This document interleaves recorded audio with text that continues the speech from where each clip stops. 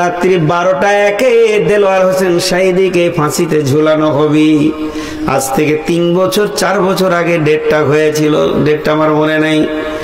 তার ফাঁসি দেওয়ার মাত্র 2 দিন আগে যে কোনো ব্যক্তি সরকারের তরফ থেকে তাকে দেখা করতে যায় এবং বলে, আপনি খালি একবার স্বীকার করলেন আমার ভুল হয়ে গেছে, আর যতদিন বেঁচে থাকবো স্টেজে উঠবো না, কালকে আপনাকে সসম্মানে বাড়ি পৌঁছিয়ে দেওয়া হবে। শাহেদি বলেছিলেন, বহুদিনের তামান্না শহীদের মত নিব, বাতিলের কাছে মাথা নাম করব না। মুশরিকের সঙ্গে আপোষ নাই, কাফেরের সঙ্গে আপোষ নাই।